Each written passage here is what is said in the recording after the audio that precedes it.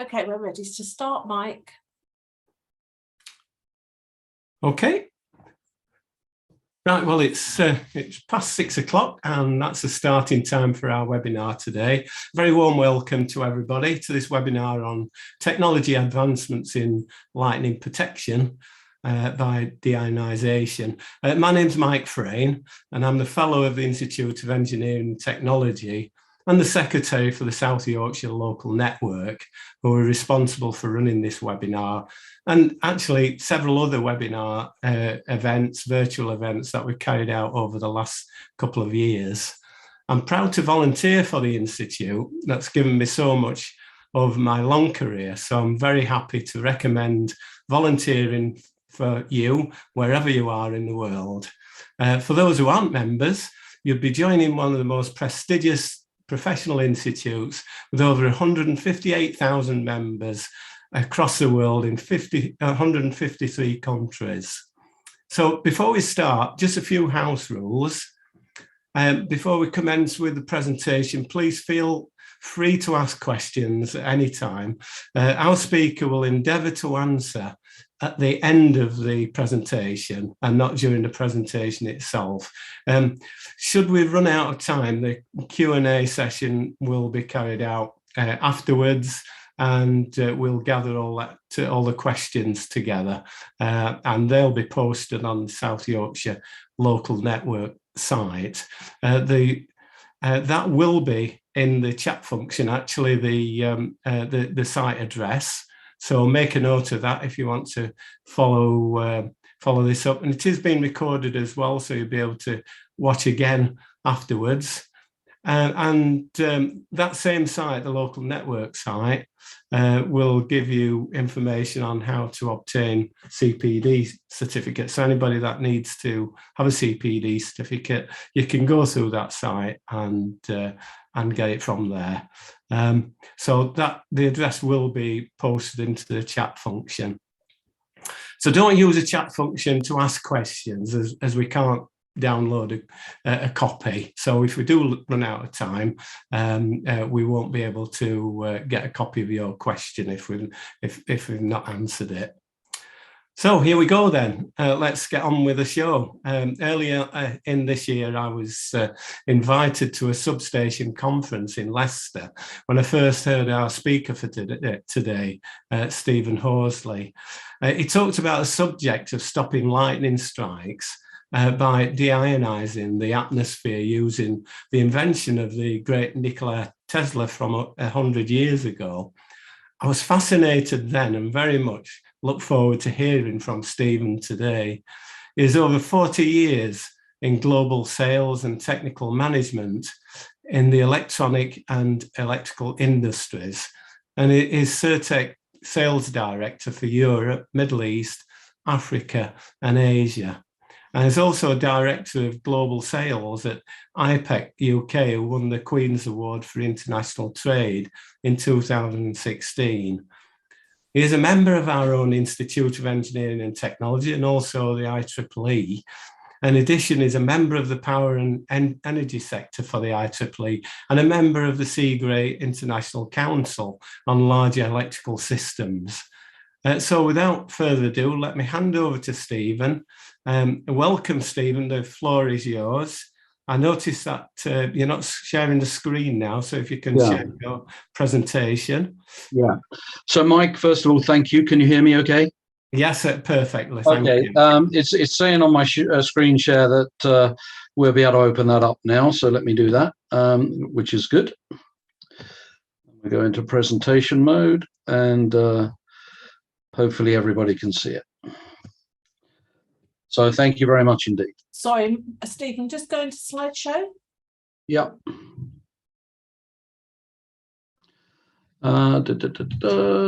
Apologies, everybody. It's not allowing me to do that at the moment. Can you see it at the top of your screen there? Yeah, I can, yeah. Say mute, stop video, participants chat, new share. Yeah, no, not up there. On the strap line of your actual presentation, there should be it says file home in, so that's it. And then just change that display settings. Yeah, okay, show taskbar. So just the one next to it, go to display settings, the one next to it. Yeah, I'm sorry, That's Sandra. okay. That's okay. Going there. Excuse me, everybody. We'll get there in a second. That's okay. Just click on that display settings next to it at the top there. You see the little drop next to it, next to where you are, next door to that show task. There's one that says display settings. On my screen. Because otherwise we can see your notes next to it. Well, yeah. Unfortunately, it's not showing that. Okay. Yeah.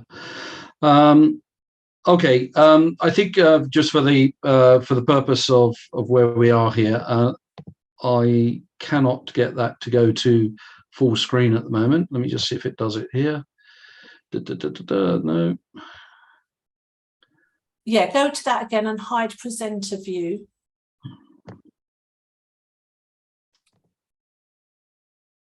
Okay. It's great we've got an expert here. Thank you very much. That's it. There we are. Perfect. Good luck. Okay, so once again, my name is Steve Horsley.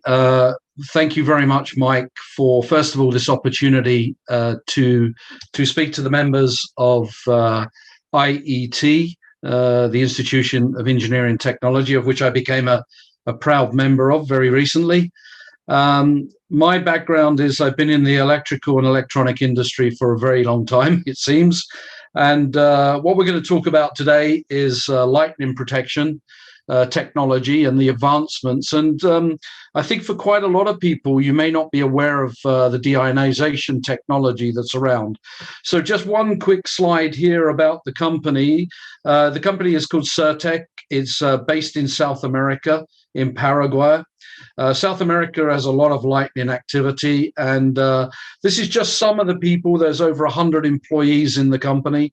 Mr. Schiffarelli, who's an electrical engineer, is in the white, and his partner, co-owners of the company, are there as well. They've been protecting against lightning strikes for the last 21 years. They're an award-winning company, highly thought of in South America and North America. They do a lot of work in telecom sites, in grounding activity and so on. So let's talk about lightning. And first of all, before we get to deionization and ionization, let's just look at a few of the factors that we've got here. So what it's basically showing you on the slide here is, an intelligent lightning protection technology. Of course, for nearly 300 years, we've had lightning protection technologies in the world. And we're going to go through some of those and talk about the different technologies and why deionization is a good technology. We're going to start, if you've got some sound up, there's going to be a few flashes and bangs. There's no reason you shouldn't start a lightning protection webinar without some activity. So hopefully this video is going to play. What we're seeing here, and I'm sure that every single person that's on the webinar today has seen lightning, hopefully not been too close to it. But what we see is this electrical activity in the clouds, in the time-lapse video here, where it's just a frenzy of activity. I mean, the thing about the lightning is you really have no idea where it's going to go. And as you see by all of these streamers that we see going, and I'll explain that a little bit more in a while, the lightning activity is going in multiple different directions. You see some flashes that are going to the ground. You see some that are just going through the air. So it's quite an activity, and I know that everybody's seen that. So how do you protect against this? How do you get to a position whereby the assets that you're trying to protect are safe? So this is what we're going to talk about in today's webinar. So before we get into the technology, we have to talk a little bit more about lightning and the formation of lightning. So lightning is, if you understand if you're learning about lightning, the term is fulminology. If you're frightened about lightning, which a lot of people have been, especially when you're young, it's called astrophobia.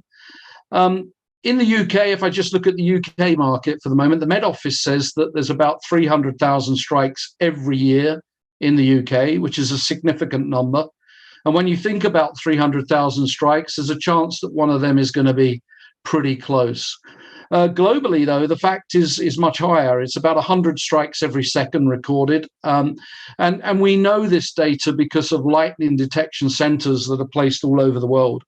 A typical strike can be 100 million, 300 million volts by the National Weather Service telling us that. And so that's a lot of volts. And then we have the current, which of course is the dangerous part, which can be about 30,000 amps. A lightning strike is said to travel around 270,000 miles an hour, 430 kilometers per hour. So we know when we see a lightning strike, we've all seen them when they discharge, they are going at tremendous speed. The one thing that you get with lightning as well, of course, is when these ionized plasma channels are coming down towards the Earth, is this significant temperature. So what we see with a lightning strike, which everybody knows, is that we've got high voltage, we've got high amps, we've got tremendous speed, we've got temperatures up to 30,000 degrees. And we also get another very unwanted aspect of it all, which is an electromagnetic pulse and radiation. So when we look at lightning, what we see is all of these, these aspects, which if the lightning strike is coming to you, is bringing all of this with it. So just looking at this chart here, you can see this jiggly-jaggedy line coming down on the right here with these branches. And you can see on the little picture in the middle there that a bit like when we're flying, in aircraft and you've been through a bumpy zone, the air is not completely constant. Everything about the air is different. We have cool air, we have dry air, we have dense air. And lightning is generally looking for the path of least resistance to be able to neutralize itself and to come back. What this says here is types of lightning. So we have intra-cloud lightning. This is lightning within the cloud. We have cloud to cloud, so different clouds of lightning. We have the most dangerous one for us all, which is the cloud to the ground, or it's actually cloud to sea. We also have the opposite way around. Lightning can go from the ground up to the cloud. We also have a thing called a bolt from the blue. And in fact, this picture is a little bit like a bolt from the blue, because the actual discharge can occur many, many miles, kilometers away from the actual cumulonimbus cloud, and a strike can occur. And these are very, very difficult to predict this type of a lightning strike. Way above, up in the upper atmospheres, there is also lightning. There are L's, there are red sprites, there are blue jets, there are different types of lightning that's way up. Collectively, these type of lightning events are called transient luminous events, and you can see them way above the cumulonimbus cloud. What we see in this picture is, in the background here, is the cloud is a cloud which grows to significant height. These clouds grow way up into the atmosphere, and the convection from the hot air and cold air is causing these cloud formations, and they become extremely turbulent. In this particular video I'm going to show you, and I'm going to pause it hopefully as we go along, is now we're seeing a cloud and we're seeing charge. So what has happened is the cumulonimbus cloud and the ice crystals and the water vapor is in such a frenzy that it's actually affecting the atoms, the molecules, and it does what it says is it knocks off one of the electrons, and those electrons become free electrons, and we'll have a look at that in a moment. So I'm just going to credit Picos Hanks, because you can see this video on YouTube. It's a brilliant video that he put together just to show how the charges are moving around in the atmosphere. And what we see there is the positive and negative charges becoming split. The electrons and protons become split. They become electrically charged. And as everybody on this call knows, the basics of electrical law is that two opposite charges will attract each other. Two similar charges repel each other. And so what we see is, in an intra-cloud scenario here, these step leaders, these plus and minus symbols going through the cloud, and all they're trying to do is to find the greatest attraction and to come back to a neutral state. As the video goes on, we now get to the dangerous side, where we see step leaders going down to the ground, or it can be the sea, and they're discharging to the ground. What you see on the video as well now is these step leaders coming down, and you see this significant buildup of opposite charge. So we've all held magnets, I'm sure, and when you hold magnets of similar polarity, of course, they push apart. So these negative streamers that are coming down from the cumulonimbus cloud have pushed the negative charge way into the ground. And because of the attraction of opposite charge, the positive charges are now coming up. What we see here is the discharge occurring. Now, lightning has a thing called a return stroke, and it can be 1 to 20 times that we can have the return stroke. What you're seeing is step leaders in this particular part of the video here. I'll try and well, this one here, I'll show it more. You see this step leader coming up from the top of a telecoms tower, meeting the downcoming streamers, which are probably negative charge, and the tower was positively charged. And of course, we get that discharge. And you see that in these significant lightning strikes that we see in this particular video. You know, lightning travels at such speed, it puts out an electromagnetic pulse. It's the sound wave that we hear, and then we see the flash of lightning. We know that the difference is between light and sound. And so again, you see our streamer going through the atmosphere. It's going in all sorts of different directions. It's quite a crazy thing. And on the right-hand side, you see a lot of electrical activity as well. So the video here is really showing the differences on the what is called streamers, positive and negative. And remember, we talked about magnetism and the repulsion of similar charges pushing the other charge into the ground. So when we see lightning strike, wherever it is because of a buildup of charge. This is a very good website. It's called Blitzorg. It's live data. When you click, there's a link here that everybody can click on. You may have already seen this particular website. When you click on it, you can actually see globally lightning strikes as they're happening because they're being picked up by detectors around the world. And what we see on this picture is that, normally when we're near thunder, we normally maybe see, a few strikes or maybe quite a few strikes. But this particular map shows that in regions, if you look up here near Finland, in fact, let me just put my pointer on here. Pointer options. Okay, if you see up in Finland here, it's a little bit difficult to see, but in this area here, in these circles here, there was 3,100 strikes.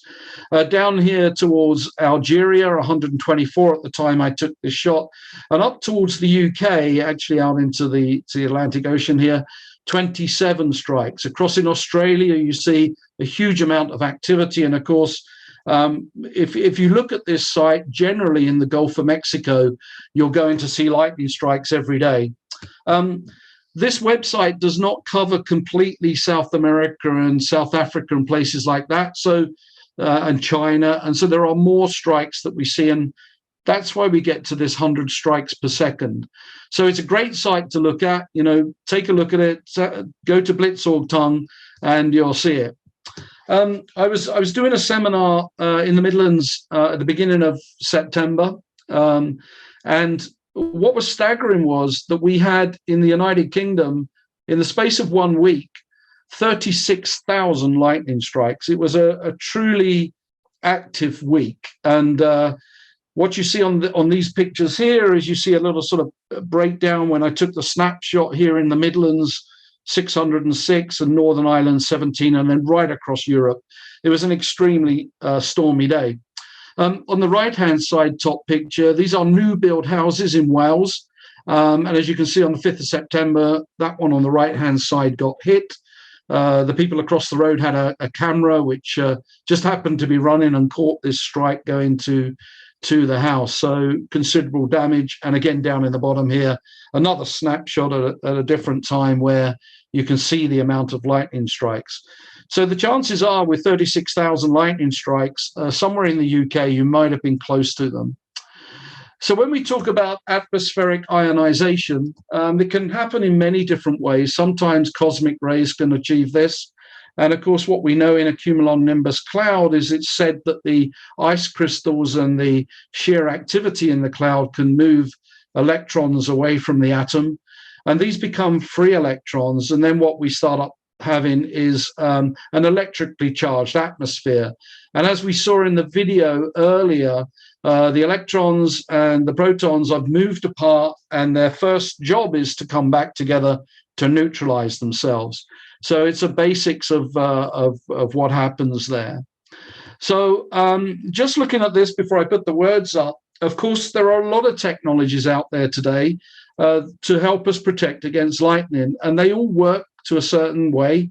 And in fact, as we know, I think most people have seen in their lives the kite that Benjamin Franklin put up into the sky. He was exceptionally lucky that he didn't end up being electrocuted, but he found out that that lightning was in fact electricity. And, you know, he wanted to make people safe. And way back in 1752, he invented what everybody, I would think, on the call knows is the Franklin rod.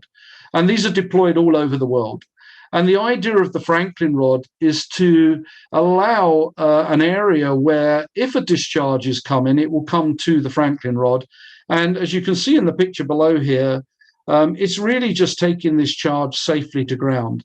So it's not, say it in the best respect, an intelligent technology. It is a building up of the ionization of the opposite charge within the Franklin rod. What we see on the right-hand side is an invention that came from France and is deployed as well across the world. It's called an early streamer emitter. And the early streamer emitter as an electromechanical exciter.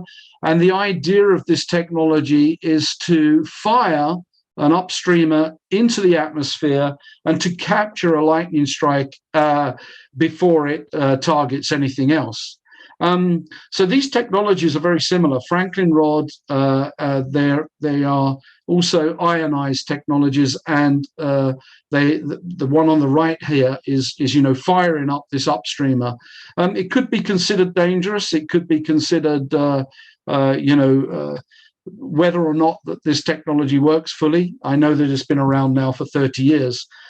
So this way, with these two technologies here, that you will get a lightning strike come to them if possible.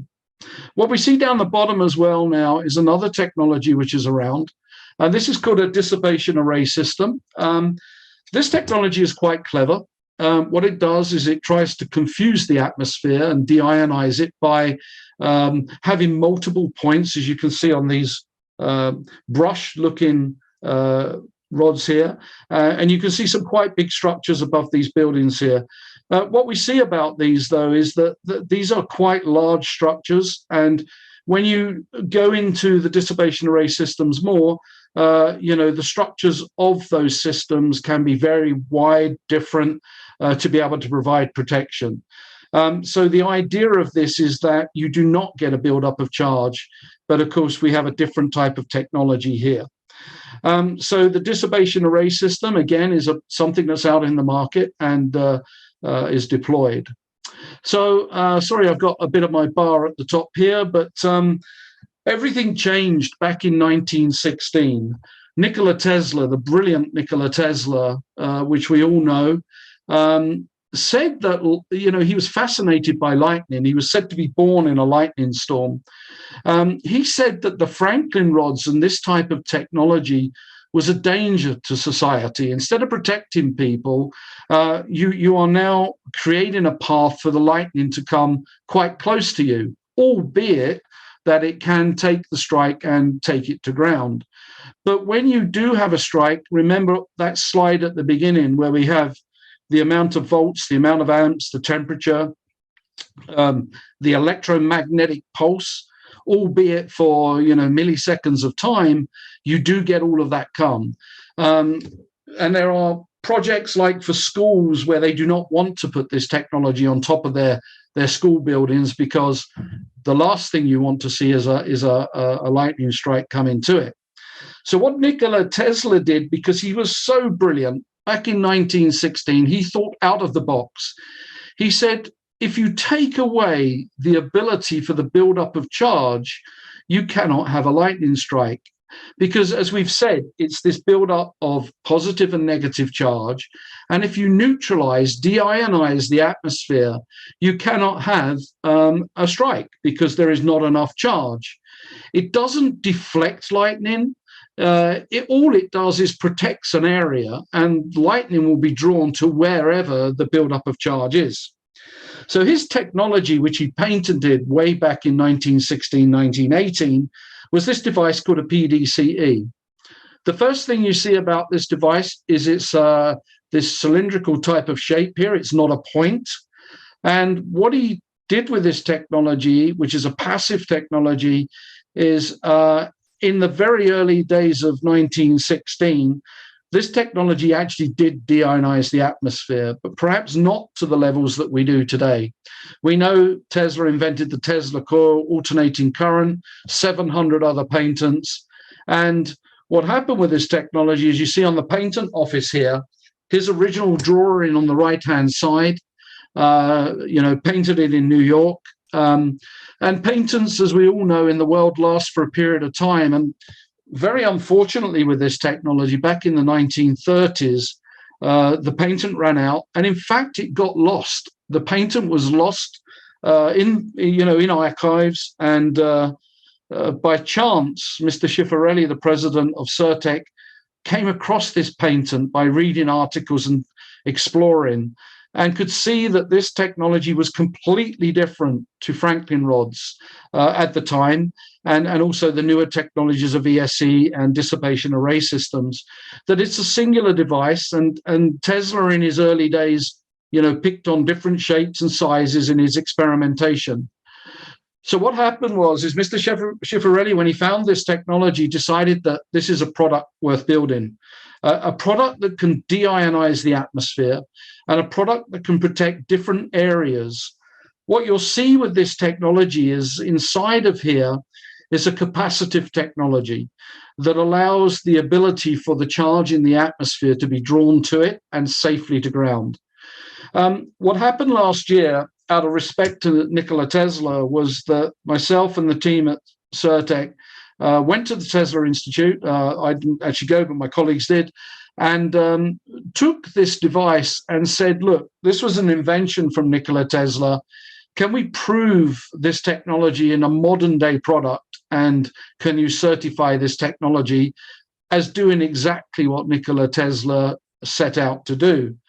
So the laboratory, over a period of time, took the devices in, did impulse generation pulses. You'll see this a bit later on in the presentation. And in fact, this case study that we see here, number 322053, which is available for people to view, certified that Certec had taken the technology of Nikola Tesla and turned it into what is now a modern-day globally deployed product. This one here has these ball-type effects here. You'll see this in the video at the moment. There are different shapes and sizes, and they don't all look like this. They look different, some of them, depending on what you're trying to protect. So now let's look at the functionality of this technology and what happens. The principle is quite simple, but it's a complex technology inside.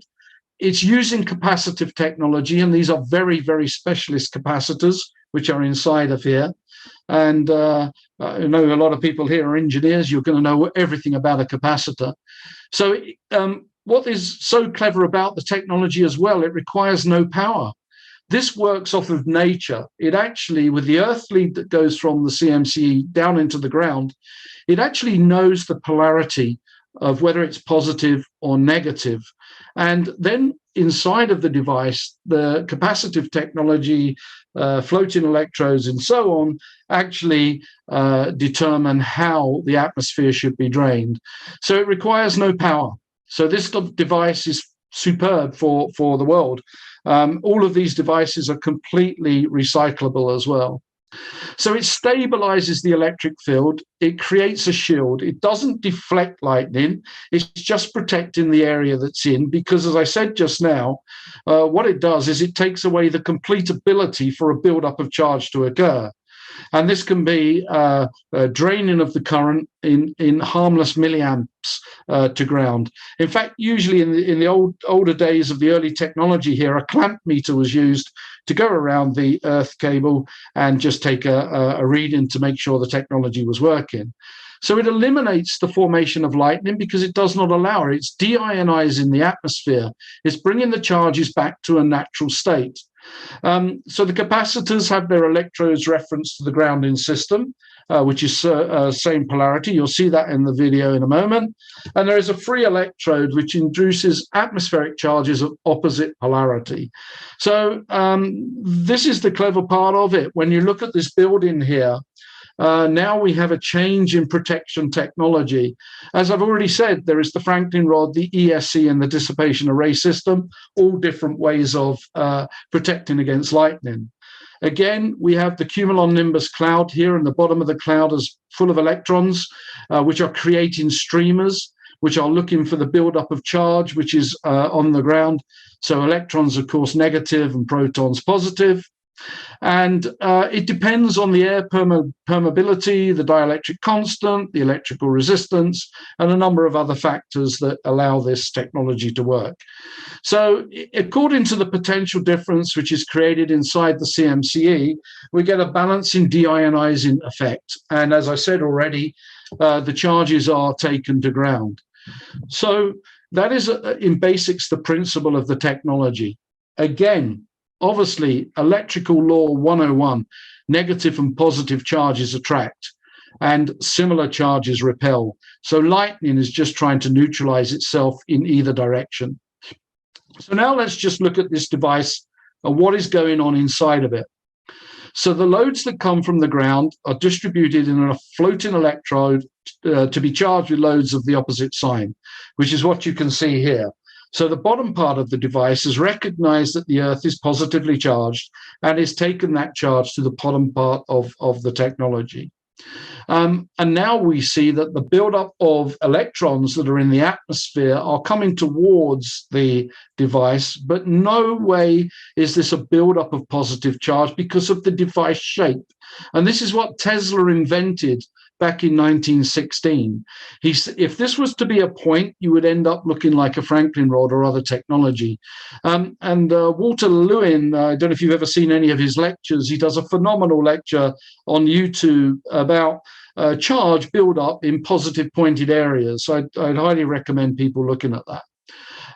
So now we're going to go through what is actually happening and how these charges are coming together. And I'm going to go to seeing here that the top half here is negative, the bottom half is positive.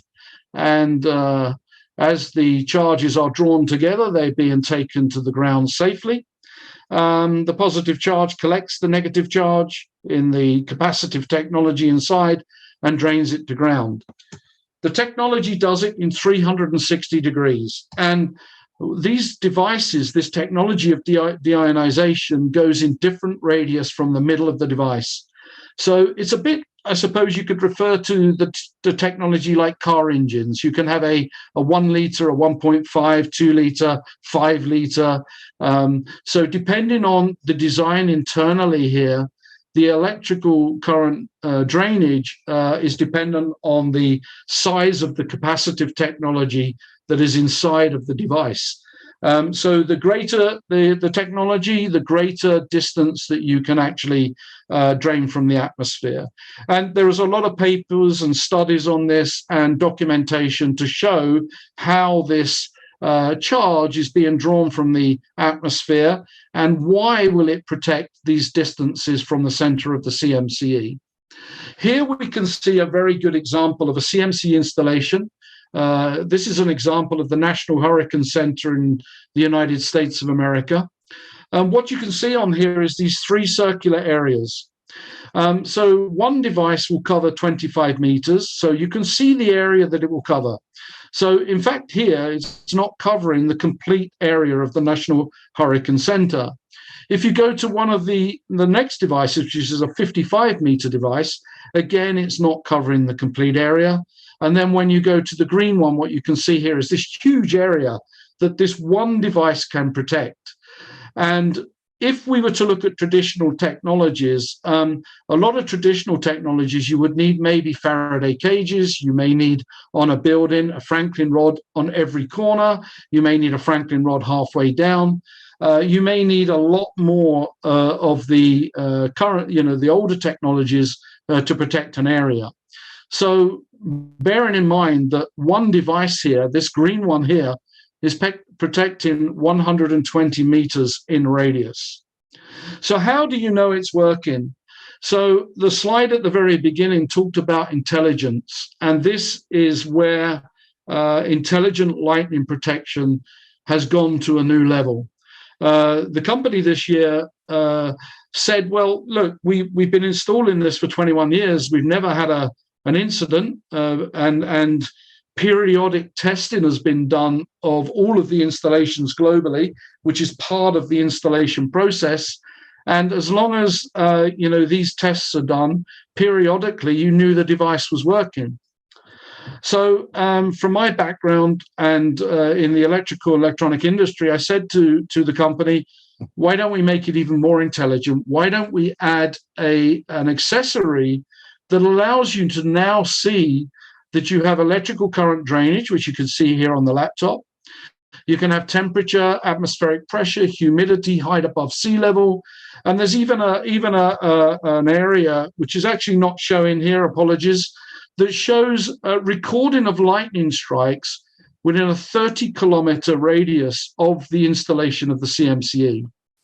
So now what has been happening over the last 6 months, I would say, is that the insurance companies have now really looked at this technology significantly, because you can get reports and you can get alarms. And if you've got many, many CMCEs protecting an area, you can see that you have this protection in place. As I said, electrical current drainage, and this is running constantly.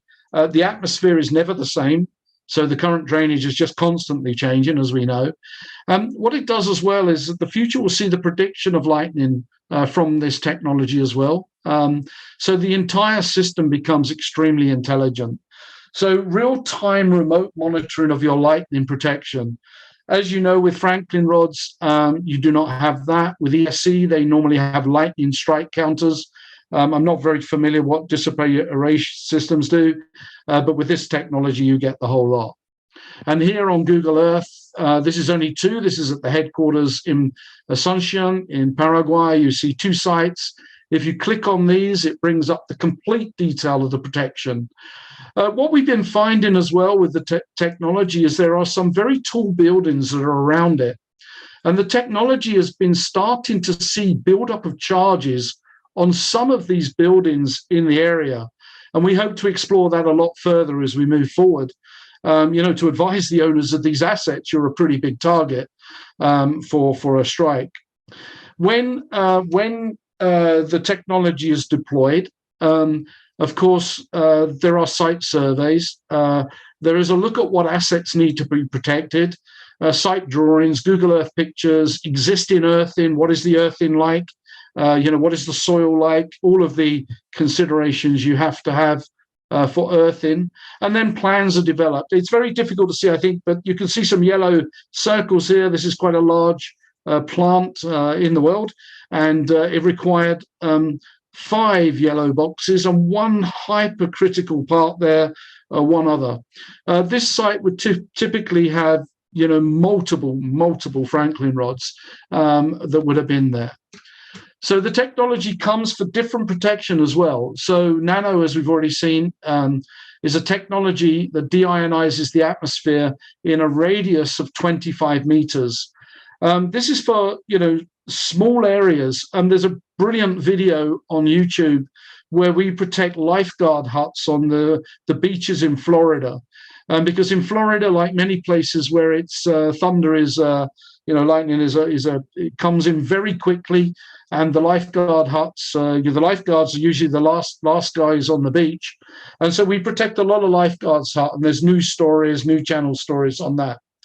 Home is typically a home, unless you have one bigger than 55 meters. This will protect the home. Here we get to much larger scale now, 120 meters. Remember, the capacitive and the technology inside it here is increasing to give you this coverage.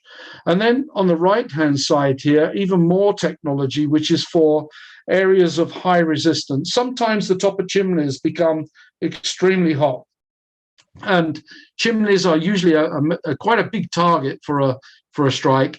And so this technology will protect up to 400 degrees above a chimney. The other approvals that the technology has borne, we're talking about this deionizing technology, is it's Underwriters Laboratory approved. It's got the UL 96 certification. And so that is fully certifies for the use as on buildings, large complexes, mining boats, power stations, etc. We also see around the world, different ground conditions which are quite corrosive, atmospheres that can be corrosive, especially in some industrial plants that are still around today that haven't been changed. So there is a high resistance technology which is made out of steel and other materials. The company protects a lot of mines, because a mine, when a lightning strike comes by, can actually cause quite a lot of damage for a mine. You imagine some significant strikes above ground, you never know what that effect can be. So this technology here is an anti-vibration device. The technology has moved significantly forward as well, because we have a device called a CMC graphene, and this is for military applications. So the military around the world now are starting to deploy this technology because they, again, want to move away from, the older technologies, those that bring the strike to them. They do not want that. So usually these are all under non-disclosure agreement. There is one picture I can share later. And then on the right-hand side, we've just started doing trials for the wind farms, because the rotors and the blades, they are significant targets. So this Twin Max is really like your V12 car engine. This one is extremely powerful, and we're in trials, and we're going to see and hopefully have that technology working. The technology not only protects everything on the land, the technology actually protects everything on the sea. In fact, I don't have a slide here today, but we have a guy called Ian Herbert Smith. He's on the Golden Globe. He set sail just over a month or so ago, 9 months at sea going around the world, and he's a very lucky guy because he's got one of our devices on top of his yacht, which is called Puffin. And the problem when you're at sea is that you do not want the strike to come to your boat. And if it's a single sailing hull boat, a catamaran, a super yacht, a cargo ship, a fishing boat. So this technology is changing things, because the earthing goes down to the hull of the boat, and it provides exactly the same protection as it does on land.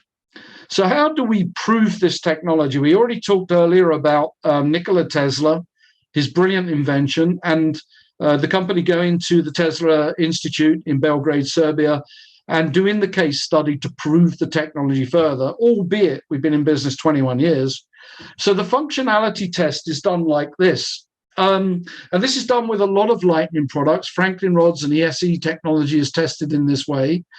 This is the ITE lab in Valencia, Spain. It's one of the largest labs for this type of technology in the world. What you see above it here, with my highlighter will show, is this artificial cloud. So anywhere within this artificial cloud, a discharge could occur. It could be anywhere here. What you see at the bottom here is the CMCE, and it's earthed and checked. But before you go through testing the CMCE, what you need to do is to have a reference. So a Franklin rod is put here, or an ESE is put here. And as the impulse charges are increased, a discharge will go to the Franklin rod or the ESE, because that's what the technology is there to do, to take the discharge. So now, as we increase the discharge here above the CMCE, in the laboratory, there is no discharge. So the question is, where has the discharge gone? Well, it hasn't actually gone anywhere. It could look for somewhere in the lab, and I know the lab guys were a bit worried when we got up to the voltages we got up to. But the CMCE goes through exactly the same impulses that the Franklin rods and the ESE did, and there was never a discharge from the artificial cloud. This is a bit of an eye chart. Apologies for that.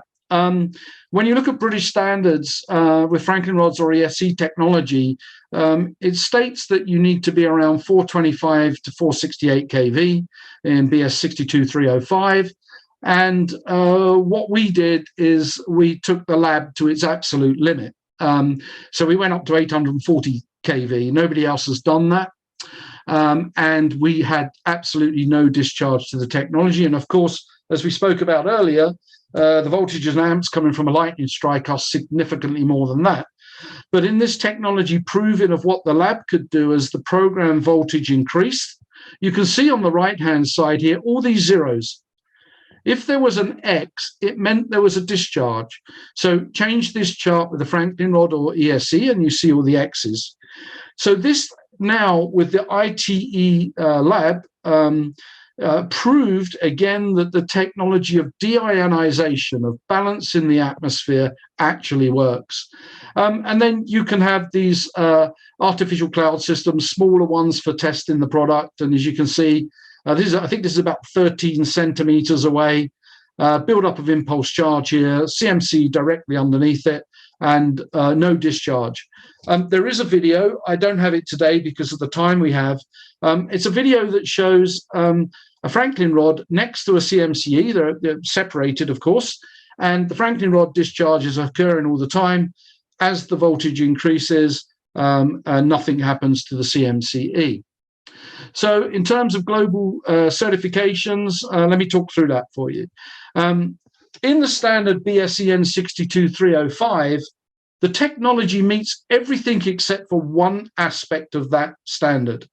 And that is the standard states that you must, take a charge and take that charge and safely take it to ground, which is the Franklin rod ESE type of technology. Of course, this technology of deionization is not as yet written into the standard. So every aspect of the technology is tested with that one caveat. And I hope over the next 1 to 2 years that this can then become part of the standard or a separate standard within British standards and IEC standards around the world.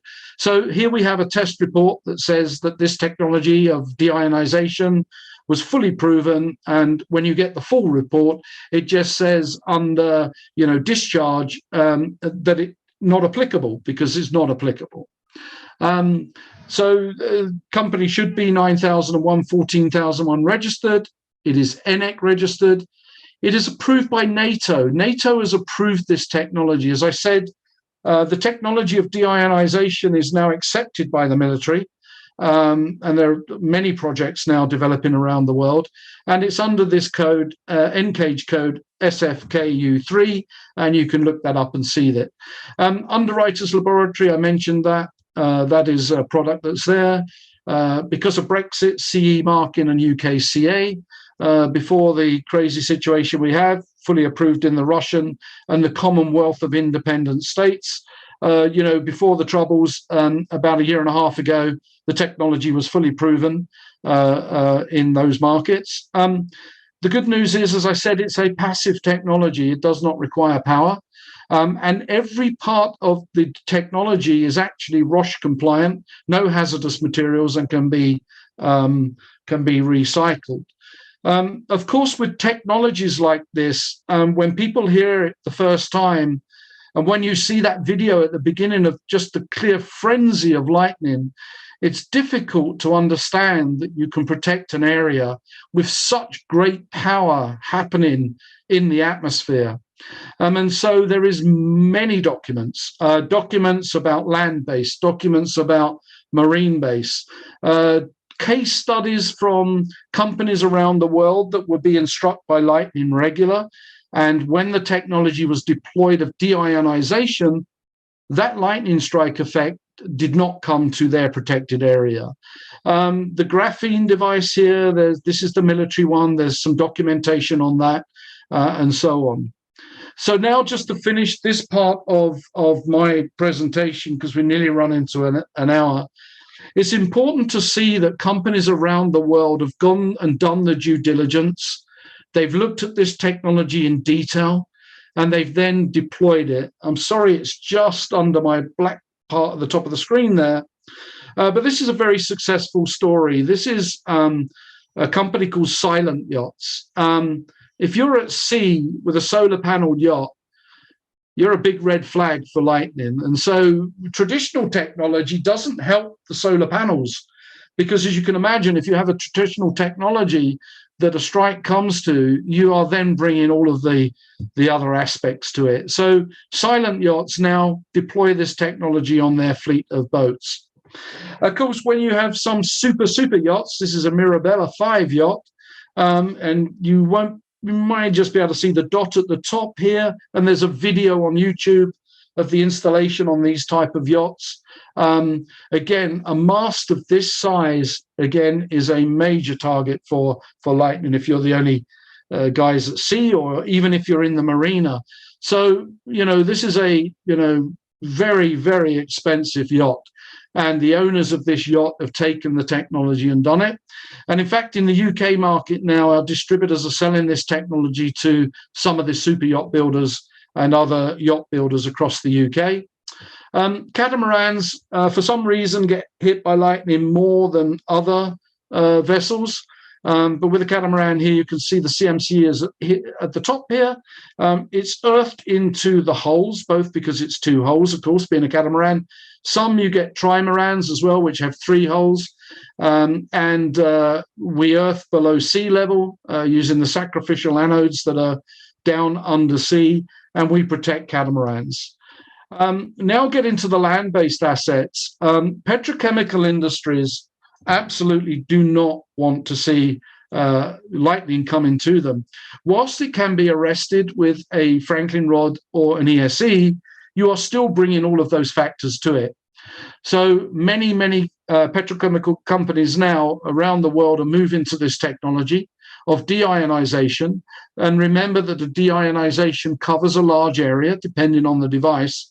And so by putting one device at the highest point, which is done in a site survey and plan, you can protect these tanks from any type of discharge. And that's an example there.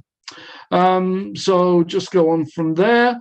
Telecoms towers, quite often you get affected by lightning. Surge protection comes in when strikes come on all sorts of different buildings and assets. Here we can see a couple of examples of telecoms towers.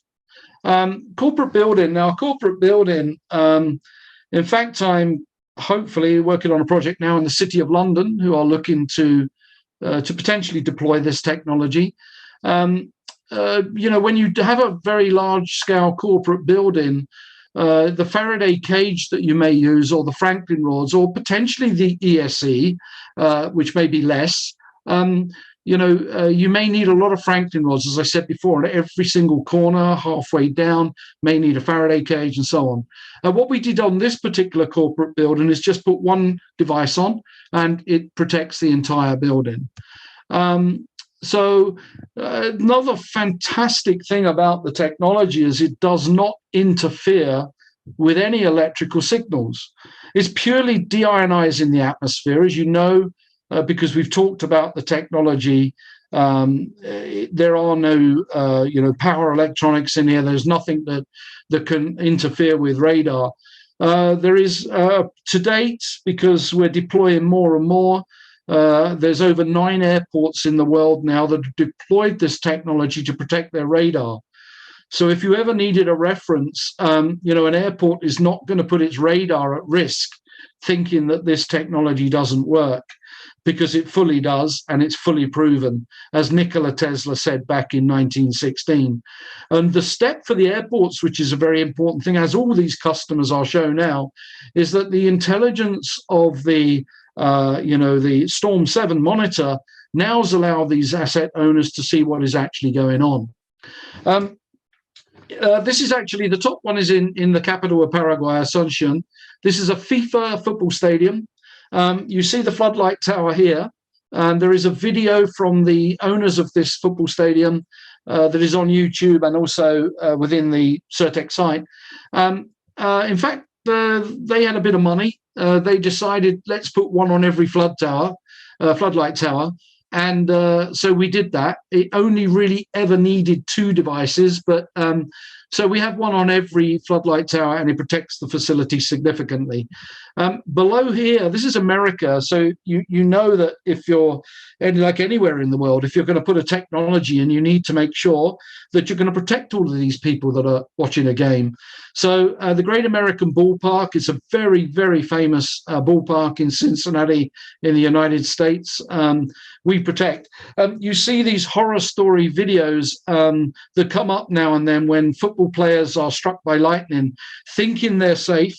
And if storms are around, they are definitely not safe because I mentioned the bolt from the blue earlier and, the distance, as you saw in the video, of lightning. So these stadiums now have been protected for a long time. The stadium above 12 years, lightning all around it, but never any strikes to the stadium. Renewable energy. In a lot of places in the world, there are these little renewable energy type of, power bases. And they become targets, and you can see here the technology deployed. It's a small one. It's a nano, 25 meters, completely protected technology. Now, everybody knows Ford. Ford is, one of the biggest manufacturers of cars in the world, as everybody knows. We protect this factory in Dearborn, in Detroit. It's a Ford factory.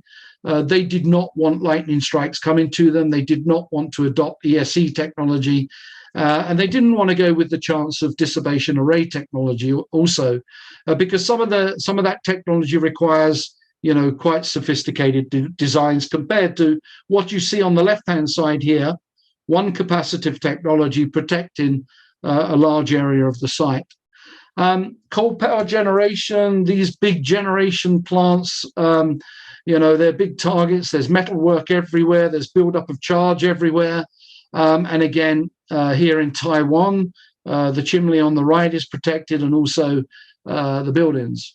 I mentioned mines. We have a video on this. This particular mine here, this is the communications tower. The CMC is, this technology is deployed at the top. It's protecting a large area of 120 meters around the mine.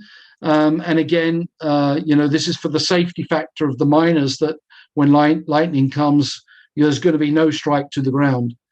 I did mention military. This is the only slide I'm allowed to share.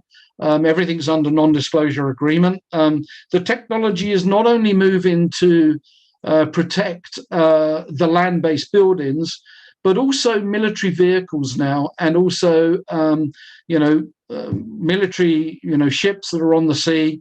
So it's now coming to protect that, and there's a lot of technology development for these type of applications. What we have here is just a quick slide. Of course, solar farms, you already saw that with Silent Yachts earlier, and then you see the wind farms, which we're working on projects on there. And this one here is, again, there is a huge case study that's available